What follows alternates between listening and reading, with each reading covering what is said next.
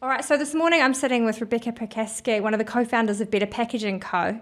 And we'll get into the what's and hows, but I'm going to take a bit of a tangent from where I had planned on going, because in the time that we were organising getting together, there was a very cool press release. So I want to find out more about that with you. Yeah, but sure. First, I want to thank you for your time, because I know that you're super busy. Yeah, well, thank you for having me. I'm excited to be here talking to you. Yeah. So a couple of weeks ago, I saw a picture, a press release pop up Yeah. of a gigantic poo on Bondi Beach. It was pretty gigantic. It was a 4 metre by 4 metre installation on Bondi Beach, and you're right, in the shape of an emoji poo.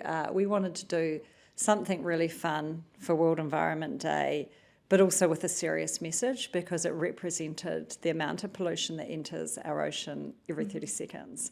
Wow. And it really was quite a wow moment when you saw how big that is, and to think that was every 30 seconds. And I would be talking to people on the beach, because we spent the whole day down there and people were interacting with it. And you might speak to them for 2 or 3 minutes, and you'd go, in that time, there's been 6 of these poos that have entered our ocean. So it was just a really neat way to have a bit of fun, but also shine a light on the issues that we have at hand. Yeah, because we were talking offline about how the anti-plastic message, we sort of have become desensitized, and you have to find ways to keep it front of mind and keep people engaged. Yeah, I really walked away from it going, why aren't we moving faster and doing more? And I mean, this is just such a crisis that we have on our hands. We really need to be acting with more urgency. We're just not. And all of us need to really kind of care and take accountability. Yeah. So what's the background of the Better Packaging Co? We launched Better Packaging in 2018 with my business partner Kate and I, and we didn't have any preconceived ideas around what packaging should or could be, and neither of us had any packaging background, which I think has really served us well in some ways, in that we came at this problem with a really clean slate. So what we wanted to do was just create a more sustainable courier satchel to make packaging better. And we went out and said, what is out there in the world? What can we use to make a more sustainable courier satchel? And we went on a bit of a journey. It took about 18 months of research and design, and we sort of came at the problem a couple of times, and I walked away from it. And then eventually we launched with a home compostable courier satchel, which certified home compostable will break down in a compost after 180 days. And it's really important to note, into non-toxic organic particles. So it operates like an organic matter, like your apple or your banana or something like that. So it was a really neat solution. And when we launched that, it was received incredibly well. Like, that first run sold out overnight, and we doubled it, and then it sold out, and we just sort of kept on doubling and grew really fast. And it was all really well received. But really early, about 2 years into that journey, we realised that we could be doing more and that we should be doing more. And so we got fixated on this idea of actually turning packaging on its head, doing a 180 and using packaging to make a whole lot of good. So we launched a new product range a couple of years ago, which is Plastic, and it's packaging made out of 100% ocean-bound plastic pollution. And so we're collecting plastic pollution from the waterways and beaches in Southeast Asia and turning that into packaging. And it's got the most incredible environmental footprint. It's 75% less than traditional packaging. It's got this really beautiful social side to it, in that you're working with communities that don't have access to consistent work and paying them a fair wage to collect pollution. We're also cleaning up the environment, and we're replacing virgin products. So it really is the full package. That's epic. Yeah. What an absolutely beautiful enterprise. Yeah, we really feel that we've been on a journey, and we continue to go on that journey, and we're constantly looking for better solutions So we always used to say in the early days, what we're making today is very different to what we'll be making in the future. And I feel like that now too, that we'll just keep evolving and bringing out new solutions and just making them better. Mm-hmm. Yeah.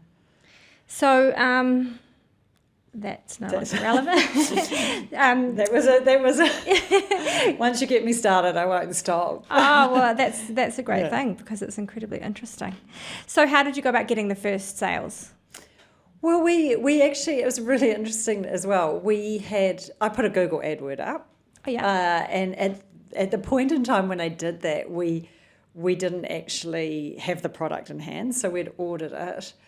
And I remember getting impatient. I just wanted to see if there was a market fit. And we did everything wrong in that we didn't actually go out and see what the market fit was. Like I canvassed a few customers and everyone's like, yeah, sure, we'd love sustainable packaging, but we didn't look at pricing or anything like that. And so we put a Google AdWord up, and within minutes we were getting inquiries, and it was pretty crazy. And my business partner called me and she was like, oh my God, what have you done? We've just had our first couple of emails. I was like, what? I only put an ad up, and people were just looking for solutions, and it really snowballed really quickly for us. And because we really wanted to make something that was beautiful and aesthetically pleasing. So I'd always thought that sustainable products quite often weren't always designed beautifully in the past. I mean, they are now.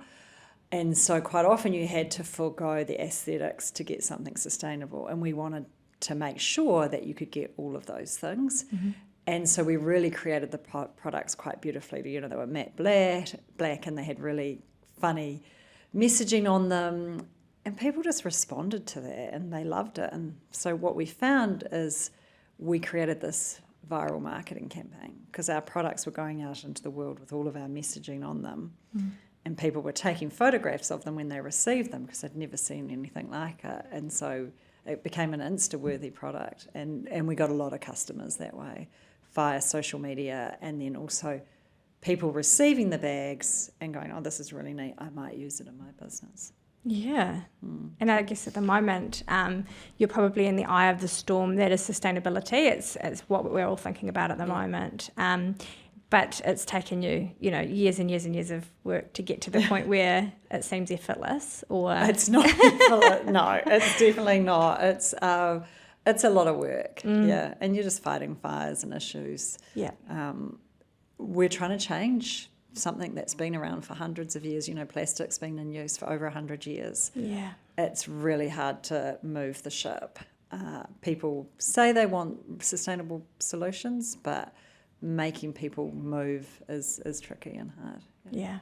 Yeah. And so what, when you're building a sustainable-based company, what kind of considerations are there? Yeah, I think for us, it was really important that we operated the business sustainably and ethically as well, and we really wanted to set a really high standard of doing that. And so things that became really important to us were certifications, making sure that everything we sold had the right certifications and that we were verifying those. So they were third-party audited and things like that. Becoming B Corp certified was a really important thing for us because the B Corp framework enabled us to build the business from the ground up. So we use that framework from day one and to say this is how we want to operate and this is who we want to be. So certifications, we've got a really, we say we're a values-led business, so we really focus on our values, and one of those values is communication and education.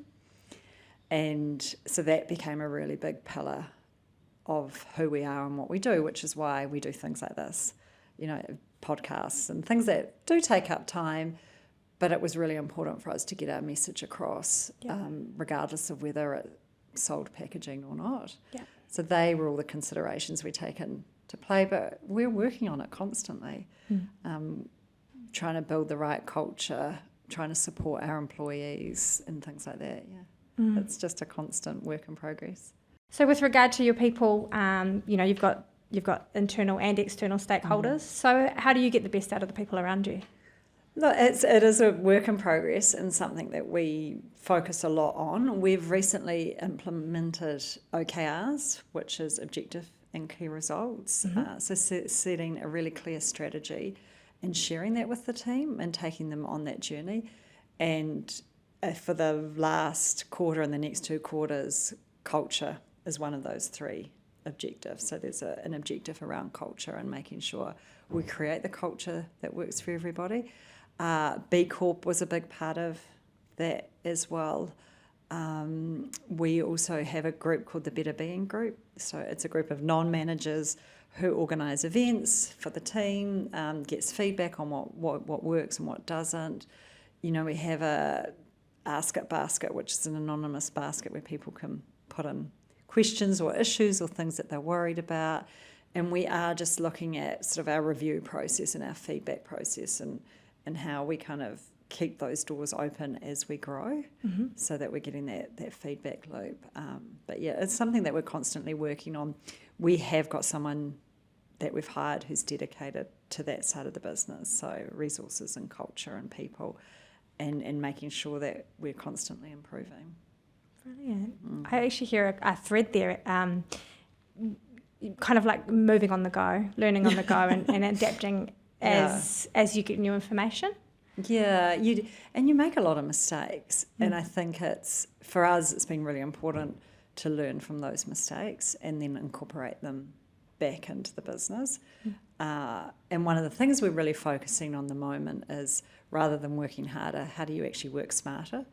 So you might be working the same hours, but you get more done, and that's something that we're really focusing on, because when you're at a startup, it's so easy to want to say yes to everything. And in the beginning, you have to, because you're trying to find that energy and that direction.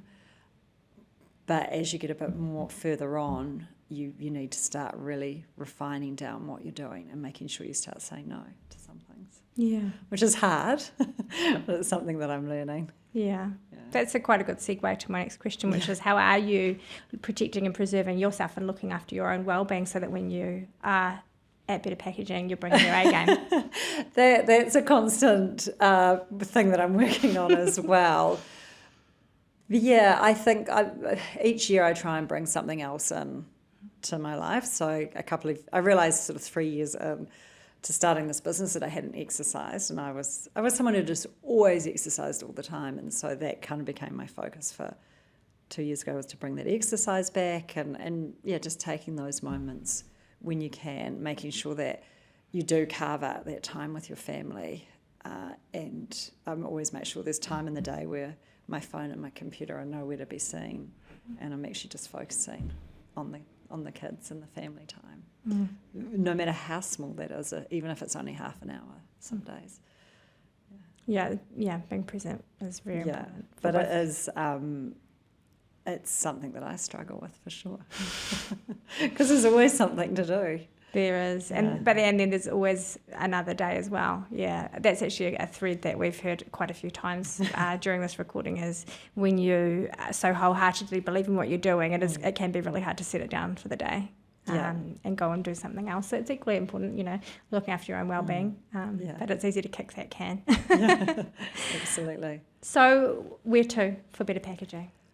Look, we have created this new product range, and it's really adaptable. So there's lots that we can do with it. We've already created pallet wrap, bubble mailers, Ziploc bags, hanging garment bags, clear bags. There's just so much that we can do with it. And so we really just want to take that science and that innovation and get it into the hands of as many people as possible.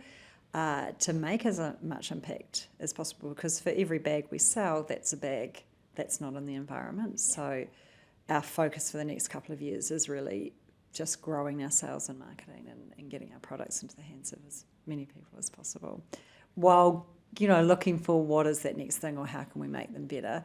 And we do have some really neat innovations that are in the pipeline that we will be launching early next year. It's quite game changing as well. Oh, that's exciting. Yeah. The room that we're sitting in, there's examples of your packaging. There's examples of the waste, and it's a really inspiring workspace, I have to say. It's really a beautiful place to be. Yeah. Well, I was actually just in Indonesia a couple of weeks ago and got to meet some of the waste pickers, and that was an incredible experience. And one of the ladies that I met there was actually a farmer, and so she was working for someone on their farm and wasn't earning enough, and so was subsidising her income with collecting waste. And it was just really neat to see the impact that you were making to her life, and it was really cool. This company is beautiful on so many levels, and I'm going to leave links for Better Packaging so you can see what they're up to. There's some photos of that gigantic emoji poo. The big shit. The big shit. That was really striking because, as I mentioned before, the anti-plastic sentiment, people become desensitized, but we all have a feeling about poo, whether we think it's funny, whether we're annoyed someone didn't pick up after their dog. You can't help but be drawn to it. But that provokes questions about it, and it was a really clever piece of work. Yeah, it was very clever, and we had a lot of fun with it, because you can imagine all the different plays on words that we had, like taking a dump on Bondi and things like that. But I think it's really hard when you hear numbers of, how many tonnes into the ocean every year, to actually get your head around that. Yeah. And so when you could see that visual representation and go, this is 30 seconds worth, I think it really stopped people in their tracks. Yeah, and it certainly makes you go, well, that could easily have been me. I could have contributed to that, and it's absolutely. very we're all confronting. Contributing. Yeah, that's the sad thing. Yeah, but there are solutions, and I think we really wanted to tell a positive story. While we've got this issue, there are solutions like Plastic, which is our new range, that are stopping that from happening. So we just need to adopt them. Yeah. So I'll leave some links. You can see on the website, there's lots of the examples of different packaging solutions. There's the blog, which is super interesting as well. Yeah. And I want to, again, thank you for your time, because I know that you're super busy. All good. Loved it. Thank you. Thank you.